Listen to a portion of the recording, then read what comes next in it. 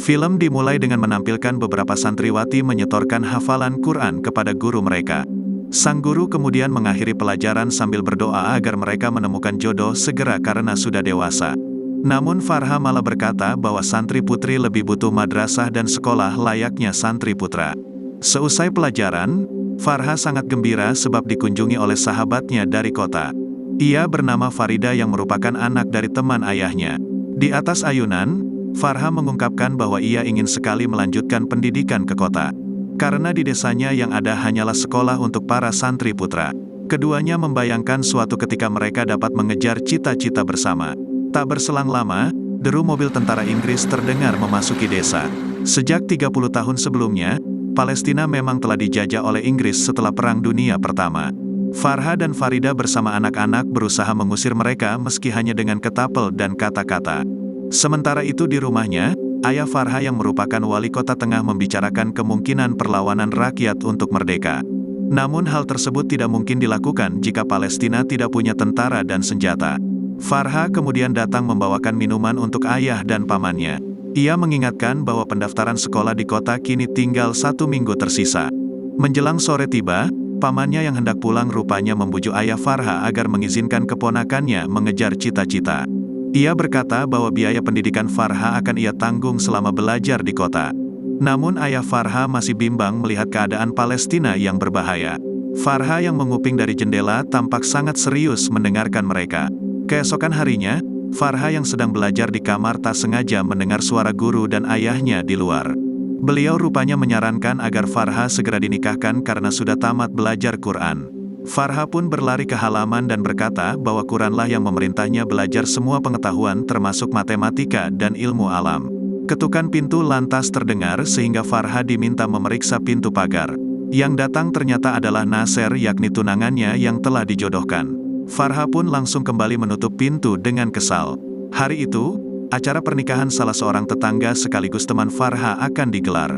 Mereka merayakannya dengan adat budaya Palestina yang penuh kemuliaan. Para wanita mengelilingi sang pengantin sambil menari dan bersalawat atas rasul pilihan.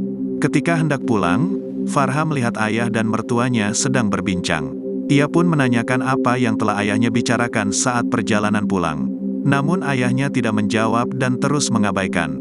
Farha lantas berkata tegas bahwa ia tidak mau menikah sambil pergi dengan kesal. Ayahnya pun mengeluarkan sebuah kertas yang tidak lain adalah formulir pendaftaran. Farha yang begitu senang lantas mengumumkan dengan lantang bahwa ia akan segera pergi ke kota untuk belajar. Ketukan pintu kemudian terdengar yang ternyata adalah para pejuang kemerdekaan. Setelah mengantarkan minuman, Farha mencuri dengar apa yang sedang mereka bicarakan. Para pejuang rupanya meminta ayah Farha sebagai wali kota untuk segera memimpin warganya dalam perlawanan. Keadaan sudah sangat genting karena penjajah Israel di bawah mandat Inggris telah membantai rakyat Palestina di selatan. Namun ayah Farha bersiteguh untuk lebih dulu bersabar hingga pasukan pembebasan yang dijanjikan negeri-negeri Arab datang. Ia sendiri yang akan terjun ke medan perang jika semuanya sudah siap dan matang. Jawaban tersebut mengecewakan para pejuang karena sudah tidak ada waktu lagi untuk berdiam. Ketika pagi tiba, Farha mendapati ayahnya sedang memperkokoh dinding pagar rumah mereka. Raut mukanya tampak begitu berat memikirkan nasib bangsa dan rakyatnya. Di tempat biasa, Farha kemudian mengabarkan keputusan ayahnya kepada Farida. Sahabatnya tersebut sangat gembira karena mereka akan segera bisa belajar bersama. Meski berat bagi Farha meninggalkan ayahnya, namun ia tetap bertekad agar suatu ketika bisa membangun sekolah khusus wanita di desa kelahirannya. Namun tak berselang lama, terdengar dentuman bom secara tiba-tiba. Keduanya pun segera berlari ke desa dan mendapati rumah-rumah warga telah porak-poranda. Orang-orang berlarian ke utara di antara deru pesawat tempur Israel di atas kepala mereka. Ayah Farida kemudian tiba dan menarik keduanya untuk menaiki mobil segera.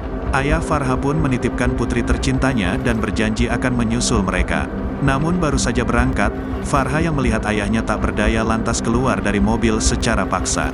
Ia kembali dengan berlari dan langsung memeluk ayahnya. Bangsa Palestina yang telah menolong para Yahudi kini malah dikhianati tanpa iba. Keduanya kemudian berlari pulang mencari tempat aman. Farha mengambil kertas pendaftaran sementara ayahnya mengeluarkan senapan. Karena tidak mungkin membawa Farha keluar, ayahnya lantas memaksanya bersembunyi di dapur hingga aman. Ia berjanji akan segera kembali setelah mempertahankan desa dari penjajahan. Farha kemudian diberi sebilah pisau sebelum ditinggalkan. Pintu dapur lantas dikunci dari luar dan ia pun berangkat menuju perang. Farha kini tinggal sendirian di dalam gelapnya ruangan. Waktu pun terus berlalu diiringi ledakan bom dan senapan. Cita-citanya menjadi pengajar kini terhalang oleh kejamnya penjajahan. Hingga petang menjelang, suara pertempuran tak berhenti terdengar. Farha yang mencoba melihat keadaan dari sebuah lubang, tak melihat tanda-tanda bahwa ayahnya telah pulang. Sehari kemudian, Farha yang mulai pucat berusaha memakan apapun yang bisa ia temukan. Asap bom tiba-tiba memasuki ruangan membuatnya sesak dan hampir pingsan. Suara tembakan diiringi jeritan terdengar nyaring menusuk perasaan. Farha kini mulai kehausan sementara tak ada lagi air di dalam. Untungnya malam turun bersama hujan sehingga ia bisa menadahnya dengan tangan. Di hari ketiga dalam persembunyian, Farha berusaha membuka pintu dengan pisau yang ayahnya berikan. Namun semua usahanya gagal dan ia tetap terkurung entah sampai kapan. Berhari-hari kemudian, suara beberapa orang terdengar memasuki halaman. Farha pun langsung mengintip dari lubang dan melihat sebuah keluarga Palestina yang sedang kesakitan. Rupanya sang istri terpaksa melahirkan tanpa dokter maupun bidan. Ketika bayinya keluar, sang suami langsung bersyukur lalu menyambutnya dengan azan. Ia kemudian membawa keluarganya berlindung ke dalam bangunan. Farha mencoba memanggil mereka dengan lantang. Sang suami tampak kebingungan mencari sumber panggilan. Farha memintanya melalui lubang agar membukakan pintunya yang terkunci dari luar. Sang suami lantas mengambil kapak dan mulai menghancurkan pintu papan. Namun belum selesai, speaker patroli penjajah terdengar memerintah agar semua orang keluar. Sang suami segera bersikap wajar dengan turun ke jalan. Namun tentara Israel lantas menghentikan dan menodongkan senapan. Seorang sandera bertopeng karung menenangkan para tentara bahwa ia bukanlah pejuang. Sang jenderal tidak mau percaya dan memerintah tentaranya untuk menggeledah seisi bangunan. Sisa air ketuban di halaman lantas membuat sang jenderal sadar bahwa ada sesuatu yang ia sembunyikan.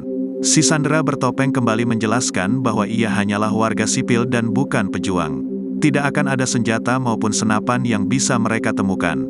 Namun beberapa saat kemudian, sang istri lantas berhasil didapatkan dari tempat persembunyian. Ia pun digeledah secara kasar dan diketahui bahwa ia dalam masa kehamilan. Sang jenderal pun mengancam dengan pisau namun sang ibu meludah tanpa gentar. Tak lama berselang, tiba-tiba tangisan bayi terdengar menarik perhatian semua orang. Dua putri mereka kemudian diseret keluar bersama si bayi kecil yang baru memulai kehidupan. Sang ayah berusaha melawan namun tak punya kekuatan. Sang jenderal lantas memerintahkan untuk membawa mereka semua berbaris di seberang jalan. Si sandera memohon sang jenderal karena ia sudah berjanji untuk tidak membunuh selain pejuang. Sayangnya sang jenderal tidak peduli dan tak mau mendengarkan. Para tentara Israel pun mengokang senapan dan menembaki mereka tanpa rasa kemanusiaan. Menyaksikan kebinatangan di depan mata, perasaan Farha menjadi hancur tak tersisa.